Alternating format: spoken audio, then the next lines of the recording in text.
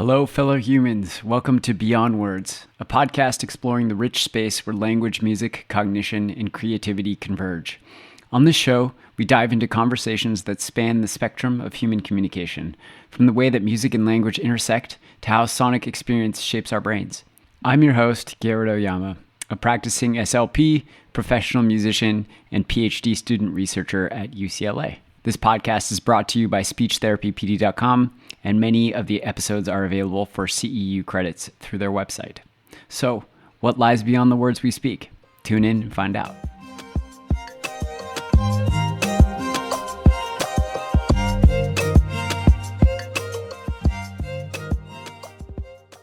Hey everyone, super excited to welcome you to my new podcast. It's called Beyond Words, Conversations on Language, Music, and Mind, in collaboration with Speech Therapy PD.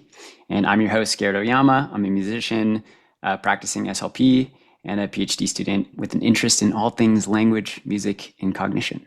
And I'm super excited that we have the one and only Dr. Jenny Saffran here, who's really such a pioneer in our field. Just a little bit about her. She's a professor of psychology at the University of Wisconsin-Madison and a renowned cognitive scientist in the field of language development. She directs the Infant Learning Lab, where she studies how infants learn to segment, categorize, and make sense of the continuous stream of sounds in language. Her pioneering work on statistical learning has really transformed our understanding of how babies acquire language from birth and even before.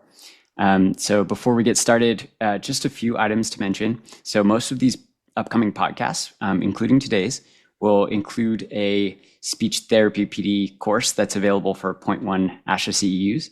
And just a couple of disclosures, we both get compensation from Speech Therapy PD for this podcast, but there are no other relevant non-financial disclosures to report. So without further ado, Dr. Saffran, welcome to Beyond Words. Thank you so much for having me, Garrett. I'm especially excited knowing that you are not only a language person, but also a music person. So am I. I think a lot of musicians gravitate towards studying language and vice versa. So it's kind of cool. Yeah, there's such a deep, intimate connection, right? With organized sound. In fact, I'm actually talking to, next week, I'll be speaking with Dr. Daniel Bowling, who's the Stanford Brain and Health Sciences lab head. And so Awesome. We'll be talking about that connection a little bit more. Cool. Yeah. Is that part of the reason why you got into language? What's your origin story with this whole thing? It actually is exactly why I got into language. I have a longer origin story, but the shorter version is I started my first ever baby studies, how babies learn studies were actually about music perception, because like you, I'm a musician, and I was really curious whether infants perceive and process music in sort of ways that are similar, or whether we could take the methods that people had used to study how babies process language and use them to study how babies process music. So I actually started doing that sort of work as an undergrad, and then ended up gravitating towards language for a couple reasons. One was that at the time there was pretty much no funding for research on the psychology of music in the United States.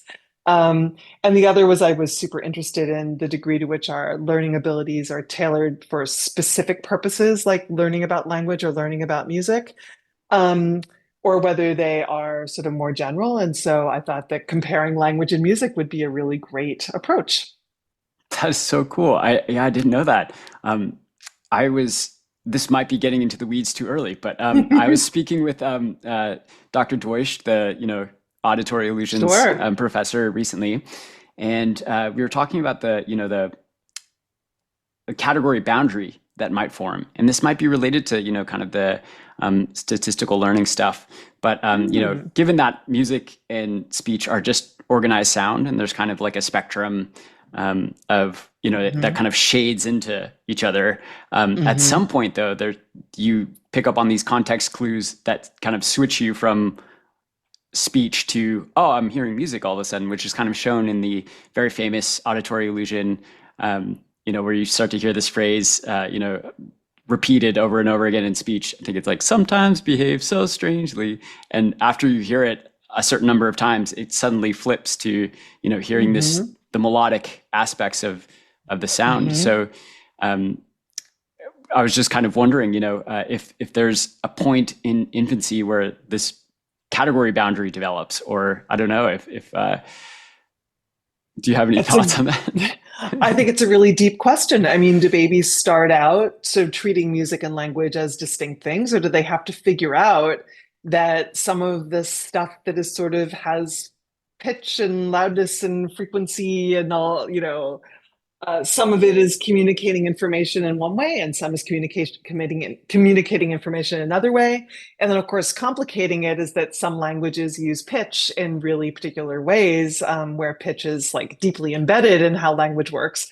In languages like English, pitch is a little less relevant. And so babies, if you're learning a language like Mandarin or Thai, like you have to learn about how pitch works in a totally different way than a baby learning English. And so I'm fascinated by those questions. I don't think we really know if and when, I mean, we know babies eventually start to sort of, okay, this is music, this is speech, but we Yeah, don't know a lot about kind of when and how that starts. yeah. It's so deep, and it might relate to your statistical learning research, because basically you've shown that taking out, from what I understand at least, in the stream of sounds that you show these infants, there is no pitch information really that's kind of differentiating one sound from another. Is that what you were going for there? Kind of taking out the musical aspects of, Yeah, in our very first experiments, we took out the musical aspects because we wanted to sort of isolate um, cues like statistics, like the fact that certain syllables tend to predict one another and go together, and see if infants could make use of that information when you strip away everything else. In subsequent work, we did add back in things like pitch and rhythm and other sorts of cues to see how babies might integrate them. And we've similarly done um, studies looking at how babies track the statistics of musical stimuli. So, do they keep track of the fact that C follows F and F follows G, or that minor thirds are followed by perfect fourths? So, we've sort of gone in all sorts of directions around the question you just asked. that's so cool. Maybe would it be okay for all those people that maybe have not heard about this work, if we could just like Yes, we should backtrack a probably second backtrack.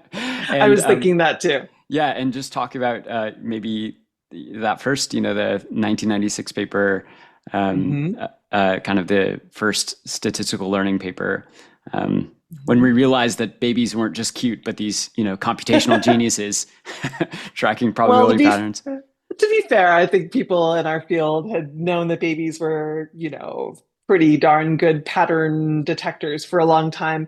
But what was fun about this work was that we came up with a way to really demonstrate it in the lab. So the problem we wanted to tackle is something that faces all language learners, which is that we don't talk like this. So there's no pauses between the words in continuous speech. That's true even when we're talking to babies. It's true in all languages, um, presumably. I haven't studied in all languages. And it's a really interesting problem because it's something babies have to solve in order to do the rest of language acquisition.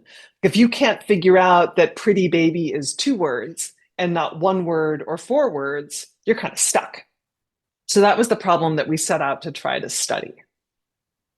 Amazing. And And go ahead, sorry. no, you go ahead. Well, it's that first, the illusion of sort of these spaces in between words. I remember kind of learning about that in grad school actually, and just kind of having this moment of, oh wow, yeah, we're really, there's this sort of undifferentiated mass of sound coming at you, and your Hmm. job as an infant is pretty. It's a pretty big one to try and figure out where all Yeah. those gaps go. And also, this further problem of how do you measure stuff with babies? you know, That's the fun part. Yeah. So, I mean, I think the problem is a particularly fun one because, right, as native speakers, it is an illusion. We do think there's pauses between words, just like the little spaces on the page. But it's also very easy to realize that there aren't. All you have to do is sit on the bus behind someone speaking Russian or whatever any language you don't speak. And you quickly realize that it just sounds like blah, blah, blah, blah, blah, blah, blah, blah. Blah, blah, blah, blah, blah, blah, blah, blah, and there are no words. And so I always find it fun when I'm teaching about this to ask students to raise their hand. And if they speak a language that most of the people in the class don't speak, just talk and have the rest of us turn into babies. Um, so there's this interesting problem. And the solution that we explored in the paper you talked about is one solution that seems on the face of it to be really unlikely. And that is that these little squishy babies are actually doing math. And maybe it doesn't seem as surprising now in this world of large language models, and you were sort of immersed in a lot of this computational work now. But at the time, it seemed sort of surprising. So maybe part of how babies figure out where one word ends and the next one begins is by keeping track of statistics, namely which sounds tend to go together. So if we use an example like pretty baby, how would you figure out that there's a break between pretty and baby, and that it's not that pr is a word and t is a word? Well, t is actually a word. And one way you could figure it out is by noticing that when you hear the syllable pr in English, it tends to be followed by a very small set of other syllables. In English, it's followed by t, like pretty, or tend, pretend. There aren't a lot of others. There's predilection, prevaricate, words most babies don't hear. And so the intuition is, okay, if you hear pra and you wanted to make a bet about what's coming next, T is a pretty good bet. But when you get to T, what comes after T? Well, kind of anything, right? Because we could have pretty shoes, pretty sunset, pretty dress, pretty cake. And so if you are doing the math, there's like a big dip from T to what your bet would be for the next syllable. And so we hypothesized that maybe part of how babies figure out that some sounds cohere together into words and other sounds do not cohere together into words is by doing precisely that sort of statistics. And so that was the intuition. And before I tell you about how we studied it, any questions or observations about that? I mean, it's just incredible. I've always wondered how you came to that intuition. Were there other paradigms that were studying statistical learning in other fields, and so you kind of were like, okay, this seems like it might be relevant here, or was it? How did you come to that idea? It was there are actually a few sort of converging disciplines that pointed to something like this. One is actually linguistics. So back in the 1950s, linguists who were known as structural linguists, who were sort of going to other languages and trying to figure out their structure, had pointed out that, in fact, the sounds that are part of a word tend to travel together. And so they didn't talk about it as a statistical learning process, but if you think about it in the visual world, think about like how you would tell. Your listeners can't see me, so it's probably no use for me to gesture this way. But think about an object moving through the world. The pieces of the object tend to travel together through the world, and that's part of what tells you as a learner that those are part of the same object. So if you pick a cup off the table, the fact that the cup moves separate from the table tells you they're part of different objects. And the same is true for words. The pieces of words that are part of the same word move together. Pieces that are part of different words don't move together. So that was something that linguists had been talking about for decades. The other thing that was happening was researchers in sort of computational fields had started to sort of really plumb the statistics of language. And there was in the early days of the computational modeling that has led to large language models and AI. And because of the availability of sort of lots of data, I mean, not like lots of data now, but sort of bigger data sets, they had been starting to show that, in fact, you could sort of see, if you do statistics over big data, that there are patterns that live in those data. And so there were these really nice fields that were sort of coming together. And I think our contribution was to say, let's see if we can figure out if babies actually do this. So this information seems to live in languages. It could be really helpful, but it's only helpful if babies can actually track statistics. And that seems maybe unlikely because babies don't seem to be like the brightest, right? On the other hand, we know that one of the things that human brains, actually all brains, not just human brains, brains are really good at predicting stuff and kind of figuring out what goes together. That's part of what lets us survive. And so, on the other hand, we thought, well, maybe it's not crazy. Maybe brains are actually good at keeping track of this sort of stuff. And we did know from vision scientists that there had been a lot of work looking at sort of learning about visual properties and their Mm, statistics, not in babies so much, but so it on the one hand it seems sort of crazy, on the other hand it seemed why not? We can try this. yeah, So we so tried cool. it with adults first, and then moved to babies. Um, we what we did, which you alluded to, and talking about music a few minutes ago, was we exposed babies to a made-up language. This particular language only had four words. I am the only native speaker of this language, and the words are meaningless to anyone but me. There are things like golabu and pabiku and paduti, things like that. And we strung them together, 2 minutes worth of these words using a speech synthesizer that didn't know where the words began and ended. And so it just made a monotone rhythmic stream that sounded something like this.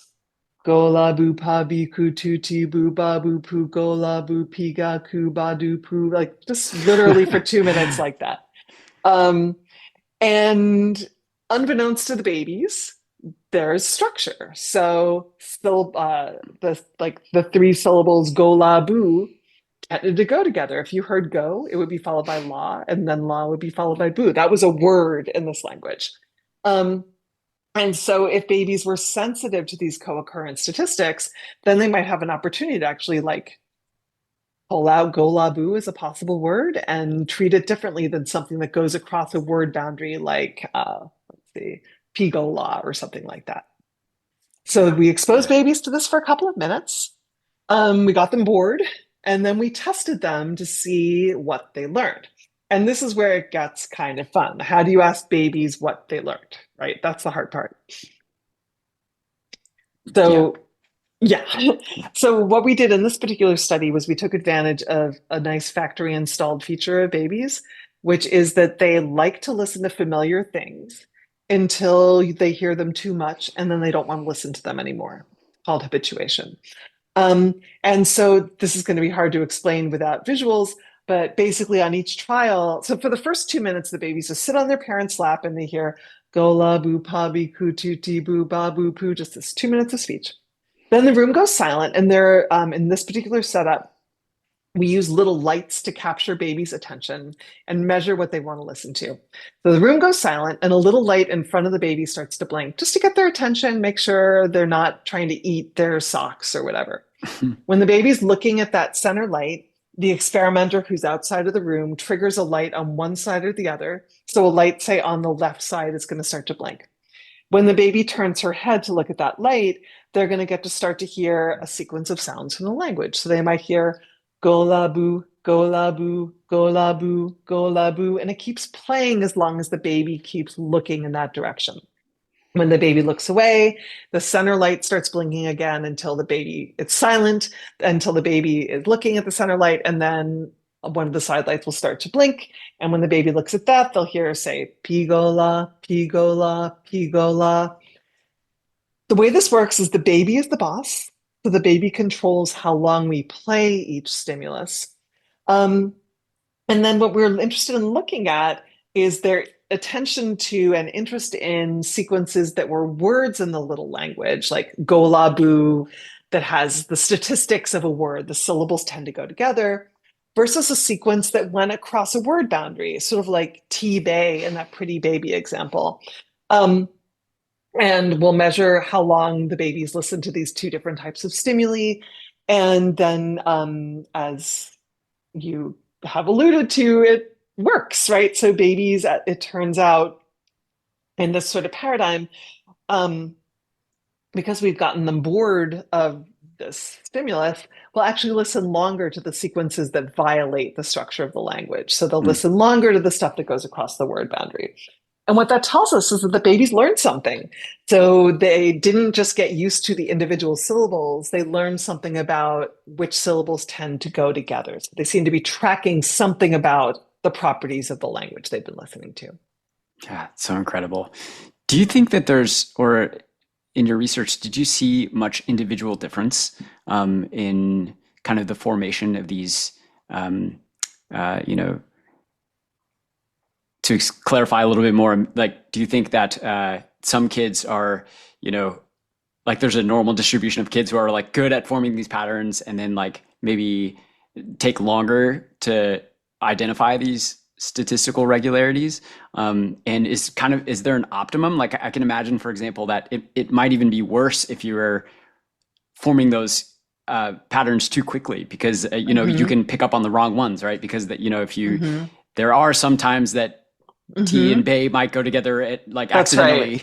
Right. So Like a spurious correlation. Yeah. right. Yeah, that's a great question. So in this particular infant method, we can't really look at individual differences because honestly, it's too fragile. So a baby might show a particular preference because, maybe they're getting a little crabby and they need a nap, or they're a little hungry. Like I wouldn't want to interpret an individual baby's data in this sort of paradigm. Mm, But we and others have done work looking at children and even adolescents who have different ranges of, say, native language skill, or who have a developmental disability that impacts language acquisition. And in those cases, we do see individual differences that are correlated with performance on these sorts of tasks.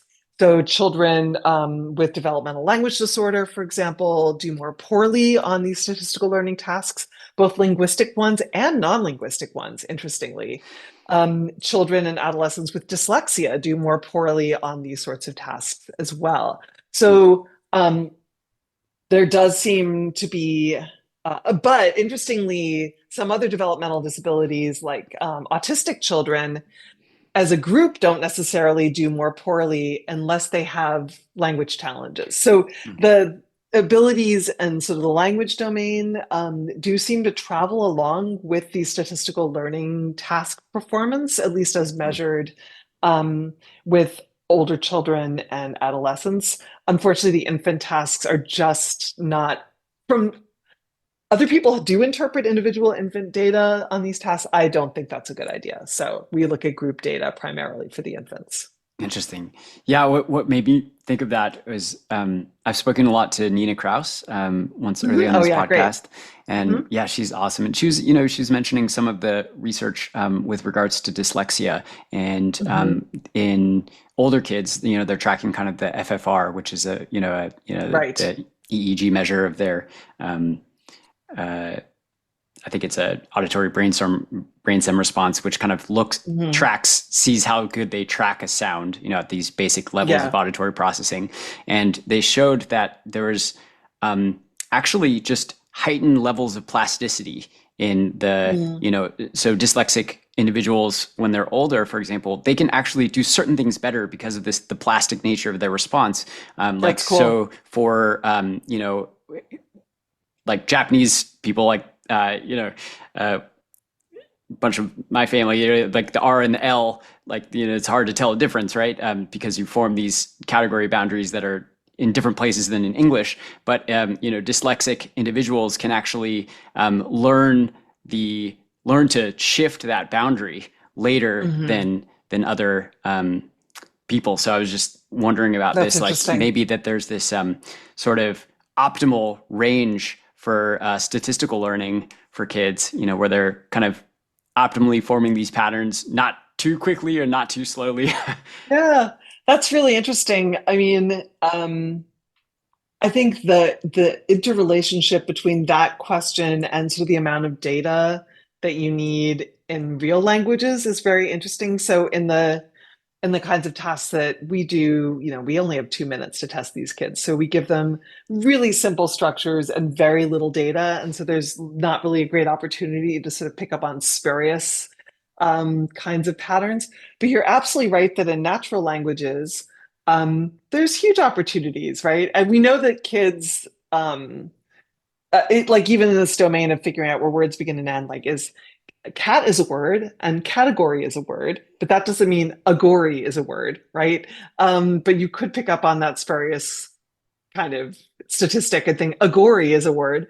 In fact, there are great stories. I don't know if this is true, it could be apocryphal, but there's a great language development story that I tell in my classes where the parent says to the kid, behave, and the kid says, I am have, right? I mean, that makes perfect sense statistically, right? Like be and have are different words, right? Yeah. So have should be a word. But I don't know. It would be interesting to try to get kids to pick up on those spurious patterns in the lab. That would be kind of cool. Yeah. Yeah. I wanted to ask a question too, what you thought about kind of what's happening neurophysiologically, like when they're forming these statistical patterns. It seems like kind of the basic Hebbian plasticity. You're Right.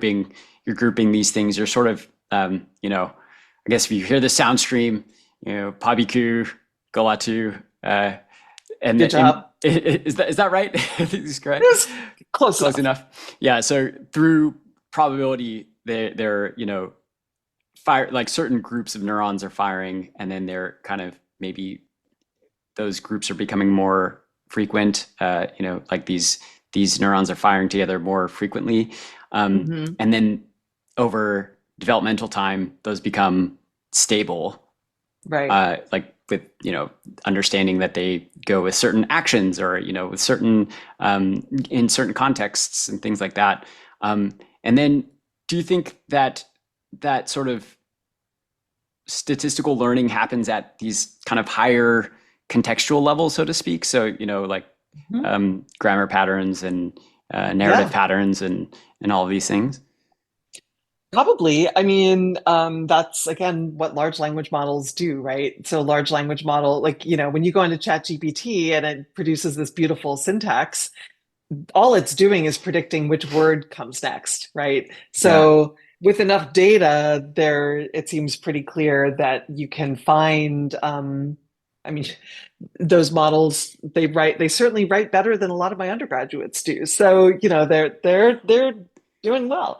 Um, we don't know a ton yet about exactly sort of which levels of analysis babies and little kids are able to track statistics at. We do know they can certainly track the patterns of words, which words tend to go together. And we think that they can track structures of like which types of words go together. So different categories of words, meaning categories or grammatical categories. And I've done some work on sort of basic syntactic learning based on statistical properties. How far we can go, can it explain everything? I have no idea. I mean, it seems like it probably can at scale, like like ChatGPT, but of course, babies don't get that kind of, babies don't need massive like energy farms in the desert to give them enough Yeah. energy and power to to learn a language, right? They just get what they get. Um, but it is Right. interesting. I mean, you're talking about sort of firing together and wiring together the Hebbian learning.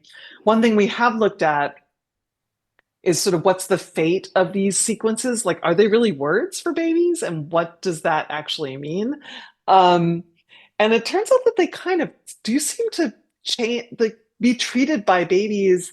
Like Gola Boo becomes a unit. It becomes something that's available for mapping to meaning. Hmm. We've done studies where we've given babies first a training like the Gola Boo Pabi Kutu Boo, just the sequences of syllables.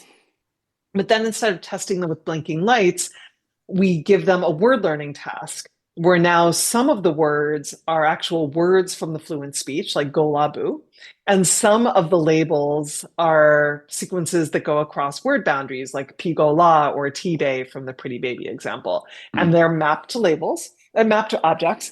And we ask whether babies are better at mapping labels to objects when those labels had good statistics in the fluent speech. And they are.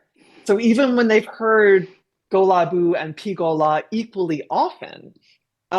If Golabu has better internal statistics, that is, if the syllables predict each other more strongly, babies are better at mapping that sequence as a label for a new object than a sequence that has weaker internal statistics. So they do seem to be kind of going from the syllables to the words, for sure. Oh wow, that's so interesting. It's interesting to think about that. The visual and the auditory analogy also that you were talking about before, because it's like I just always thought in doing speech therapy, it's like it's so difficult to learn things that you can't see and that disappear really, Mhm. really quickly. Yeah. We're so visually kind of attuned, and it's such a I don't know what's the word, like kind of the dominant sense, Yeah. and things stay there. But Yeah. when you have language, it's just things that are happening so fast. It's like, how do you Yeah. form an object? Like it seems obvious to us, like we see an object. Um, Maybe it's not so obvious. We like as an infant, maybe you're kind of doing this statistical stuff with light information, maybe or something like that. But yeah, yeah, that it's such a cool thing to think about that they're sort of forming these objects together. Um, Yeah, it's cool. yeah, well, and I think also that this has a lot of implications for um, speech therapy, Hmm. because I talk to a lot of parents, and it's um, they tend to think that language and speech, it just sort of it's supposed to emerge. It's like teeth or Hmm. hair or something. Why isn't he Hmm. talking? It's just you need Yeah. to, you just needs to figure out something with the mouth or something like that. But there's, I think a lot of this research really points to the fact that input's pretty important because they do need the Mhm. input to figure out what those um, regularities are. Is that right?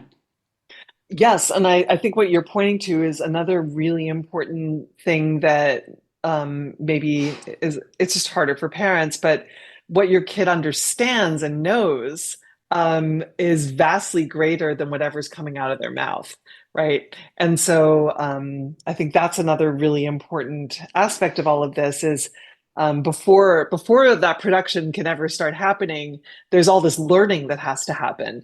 And so even when we're for both clinical populations and for children with typical development, I kind of object to the use of the term nonverbal because it implies that they don't know anything. But for all we know, they know a lot. And in fact, a lot of the work that we do in our lab, both with children with typical development and children with developmental disabilities, is focused on what they know as opposed to what they say. Yeah, absolutely. And one thing that's also happening these days is the kind of increase in digital device use in homes, which is Hmm. also, um, there's a, correlative increase in communication disorders, at least Oh, do you think according to they're the do you think they're CDC. related? Well, this is actually one of the things that I'm uh, planning to study in my PhD research is Oh, the cool. effects of digital device use in the home, and the way I think that this might affect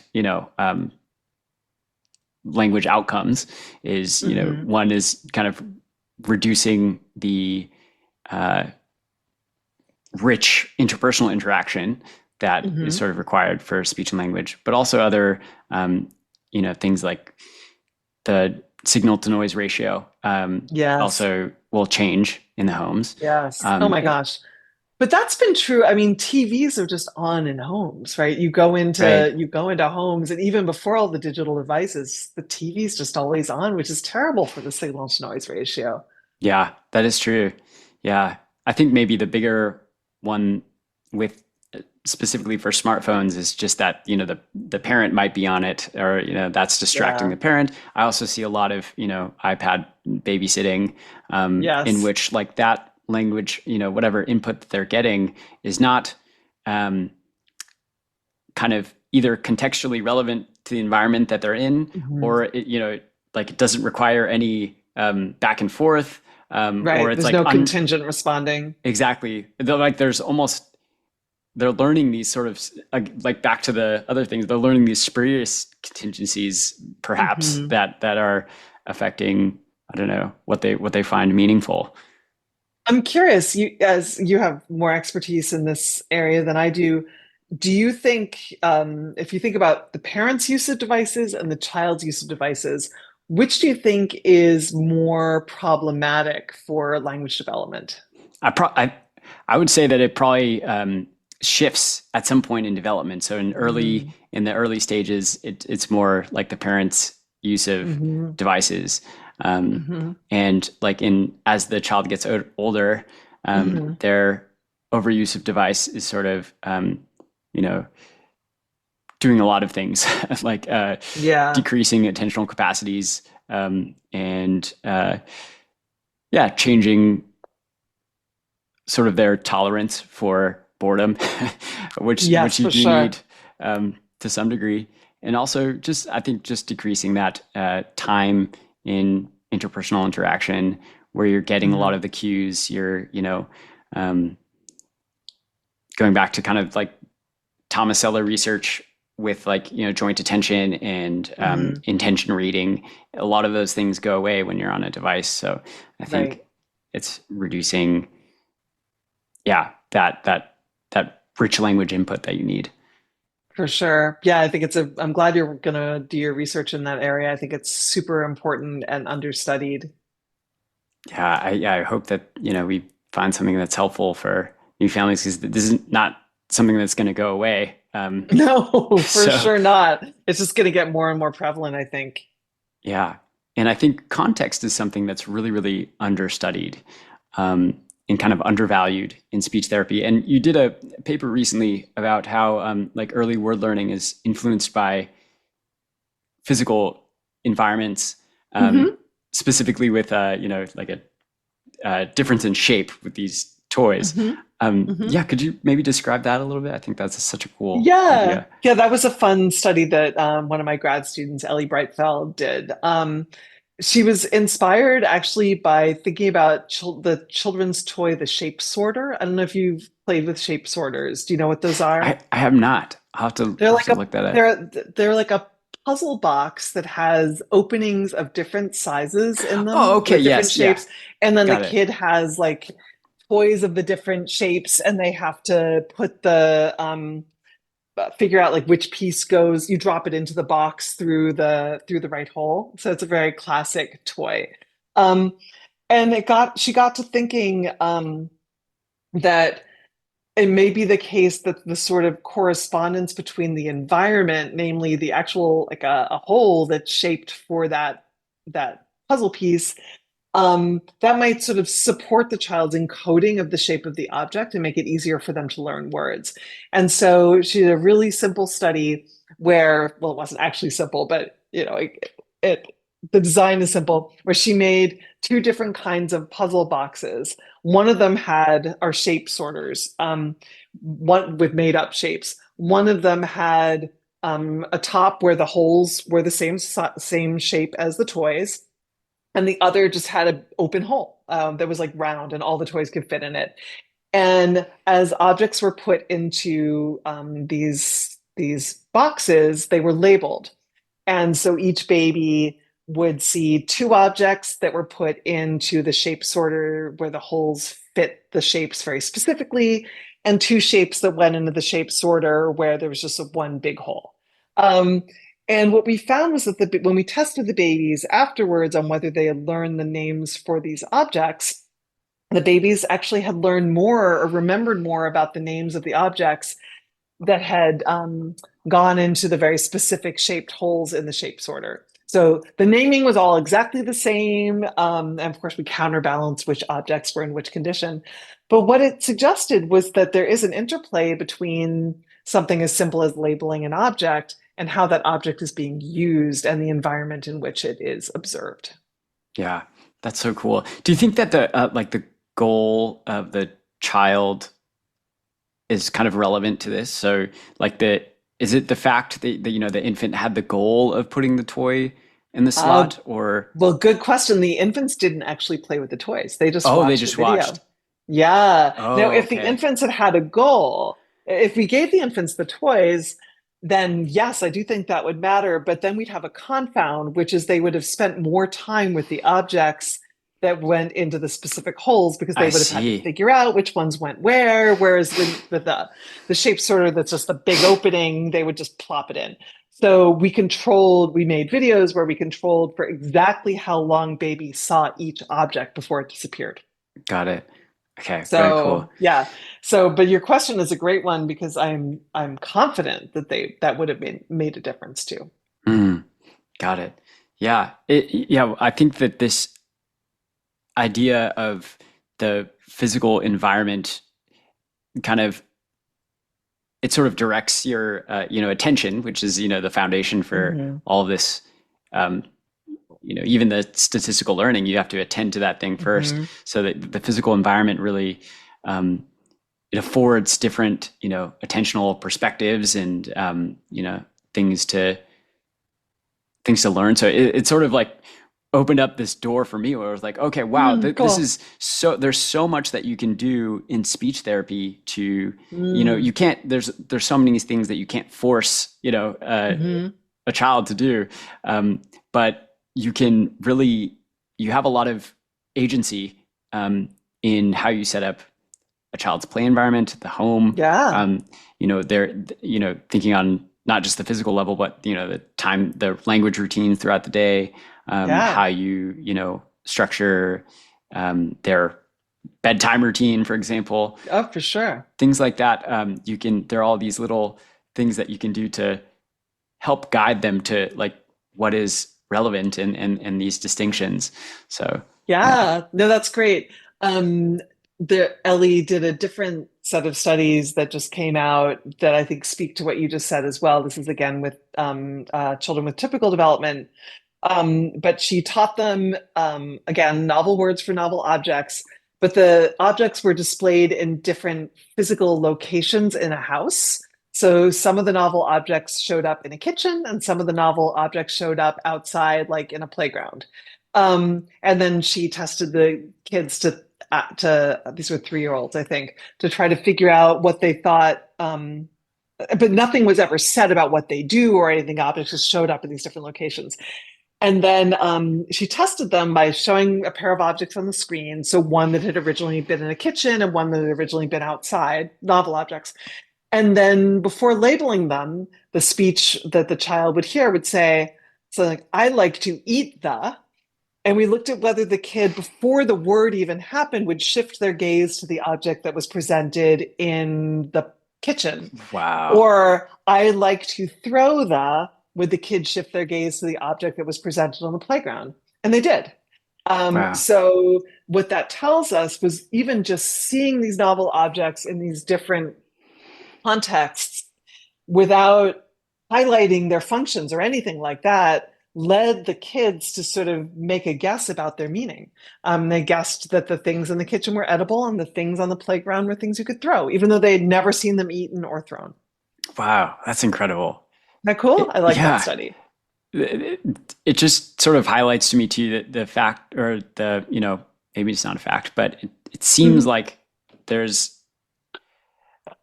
everything is connected, Yes. all of the sensory modalities and the context, the baby is having to process all of these things. Hmm. And this is going back to when I was speaking with one of the professors that works in Nina's lab at Brainvolts, Dr. Hmm. Krisman. She was talking about how bilinguals, there's the second language is never turned off. There's only, Mm. every time that one word is processed, and it was a similar paradigm where there was like looking towards certain objects and Hmm. they heard a word uh, you know, in an English context in English, but it had a sound that was related to a different language that they knew, and they would, Hmm. also look to that object, um, and and so they're kind of expressing the fact that this language is never turned off. Hmm. There's no time where you're not doing any sort of processing of that thing. There's just different levels of inhibition and um, Hmm. yeah. So incredible what the brain is doing processing. Truly, truly incredible. So I was wondering what you think about this is kind of getting to some of the sort of philosophical implications of your work. Mhm. And I know that, I think this paper had, a lot to say about, for example, like um, the nativist sort of Mhm. argument of, we have this inbuilt language module, and Mhm. there's the poverty of the stimulus, like we can't Mhm. get to language from this poverty of input. But yeah, where do you kind of stand on this argument? Mhm. It's still something I'm very interested in. I guess so. Sometimes people are surprised when I say this, but I consider myself a nativist, even though I study learning. And I think I consider myself a nativist because I study learning, Mm, because we have to come to the world with learning mechanisms, with abilities to learn, to encode, attend to, keep track of information. And that hmm has to be innate, like that has to be built in. But I would consider myself a domain general nativist in the sense that I am not convinced, and I might be wrong, but I've yet to be convinced that any of these things are specific to language when we start out. mm, Um, and so that what's innate are our capacities to attend, encode, keep track of information. But I don't know that any of those abilities, including statistical learning, are particular to language, at least not mm, initially. As we have more experience with different modalities, sort of like we were talking about at the beginning of the podcast with music and language, hmm presumably at some point babies realize that like as they keep track of a bunch of notes versus a bunch of syllables, they might do the same statistics, but they're doing it over different input. And so the output of those processes should be treated differently. Like you're going to dump the output of gola bu pabiku tuti boo into the language box, and you're going to dump the output of do do do do do do do do do whatever those statistics are into the music box. Um, so so yeah, I guess I'm a domain general nativist. And I do think that a lot of the poverty of the stimulus kinds of um, questions have kind of been blown up a bit by all the large language model stuff that does suggest that it's not that there's not enough information in the stimulus, you just need a lot of it. Whether there's enough to account for how babies learn is an open question, I think. yeah. Oh, wow. That's so interesting. That's cool. Yeah, I'm learning. I wouldn't have expected actually that. So it's cool to find out that you're a domain general nativist. Actually, For that's what it's worth. yeah. Yeah. Not that labels matter, but Well, uh, well, in word learning they do. So maybe, um, exactly. There you go. yeah. It's funny because that's how I conceive of. Sort of think the same way, but thought of myself as on the other side of the nativist argument, Mhm. because not that we don't come into the world sort of pre-wired for specific things, but that those things are um, relatively dependent on experience, Mhm. in a lot of different ways. Um, Mhm. and Yeah. but yeah, so it seems like kind of the same Yeah. I idea. mean, I think that's what makes it interesting, right? And that's part of why language and music are such interesting things to study. I mean, language has to have a biological component, right? Like my dog is really smart, but he understands maybe 70 words and he doesn't understand any syntax to the extent I can figure it out. So there's something biologically different there. But at the same time, I speak English and a few other languages badly. I don't speak Russian. I don't speak Thai. I don't speak Japanese because I haven't been exposed to them. That's clear evidence of experience, right? So that's part of why I think language, and you could argue something similar about music, right? Um, in the sense that like other species don't have anything like music. They have their own ways of communicating emotion and structure. But there are different musical cultures, and if you are not a native listener of a particular musical culture, you're going to have trouble in processing and encoding it. So I Yeah, think these are great places to think about nature nurture because it has to be both. yeah, yeah, absolutely. That's one of my biggest. I just think it's so awesome. Like to me, it just fills me with this like awe and wonder and curiosity that Hmm. like what is even the intrinsic motivation behind wanting to vocalize or wanting to imitate or what is a child's reason for, you know, Yeah. doing a lot of that stuff? Or even learning any of this stuff. I mean, why? I mean, we throw babies into a soundproof booth and play Golabu Pabiku to them for 2 minutes. Why do they learn, right? Right. It's actually something I'm extremely interested in is what is the motivation? Because it isn't, in the case of the kinds of experiments we've been talking about today, it's not communication. Right? There's no reason why tracking those statistics would happen if it was about communication. I think it's about Yeah. something else. I think it's about trying to make sense of the world, trying to make predictions that make sense, Yeah. just finding the signal in the noise, something like that. Yeah. There's a notion in, I think it's dynamical systems theory of like optimal Hmm. grip, like gripping the Right. world. And so Hmm. like across modalities, you're sort of trying to um, find the best grip on the world. And so Hmm. like in like infant vocalization research, for example, you are first you're kind of making these sort of random sounds and they slowly, I think maybe the Hmm. first few months are sort of like that is sort of pretty robust to any different experience. But then after that, it sort of starts to depend more and more on your Right. language, That's your right. mother tongue. Um, yeah, as your yeah, it's the same thing with walking. It's like your movements are so random at first, and then you kind of have you imitate something that you see, and you have a target to sort of start Hmm. to. Your goals You know, change. Like we were talking about goals earlier. Your goals change, I think. right? Yeah, yeah, yeah.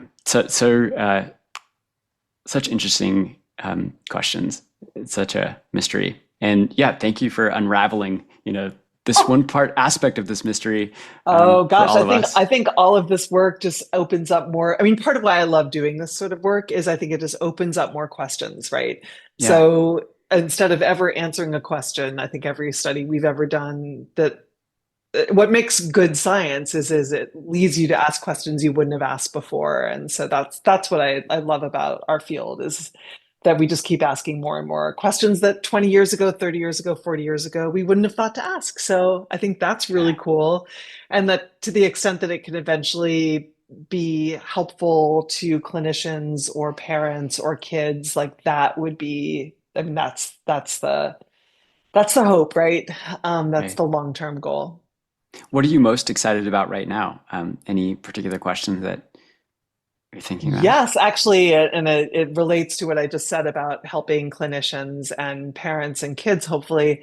Um, I collaborate with a lot of my colleagues in our communication sciences and disorders department.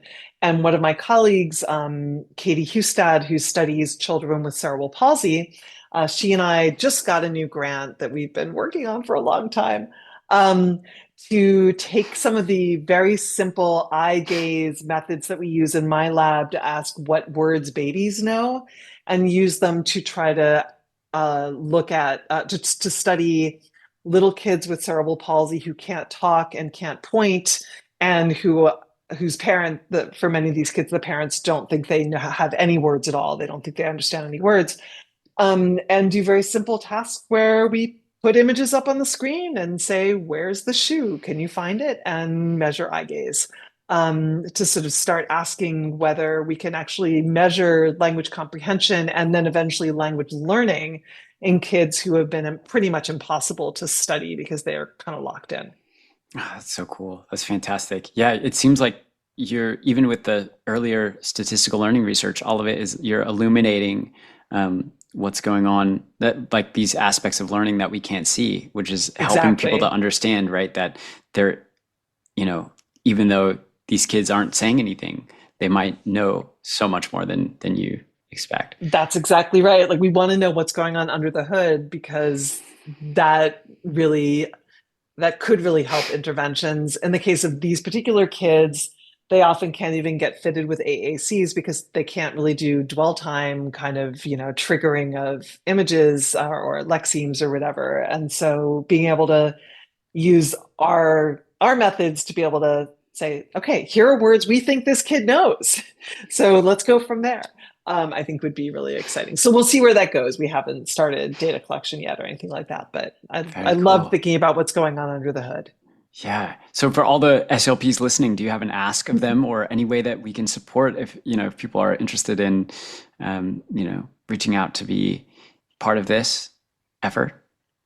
I don't have a particular ask, but if folks are curious or interested, they are always more than welcome to reach out to me. Feel free to throw my email address up on and my lab website up on your page. And yeah, I love getting to talk to clinicians and parents and people who care about kids because we all want to see optimal outcomes for everybody. That's awesome. And I think that that's an awesome place to maybe stop. And, thank you so much again. You're an inspiration. And, Oh, definitely it's just thank you for, yeah, again, revealing part of this mystery of, what lies beyond what we can see. And yeah, any last remarks or conclusions you'd like to leave us with? thank you so much for asking such wonderful questions and being so engaged and excited. It's a joy to get to talk to young people who really care. It's great. Ah, I feel the same way. All right, everyone, take care, stay curious, and hope to see you in the next episode.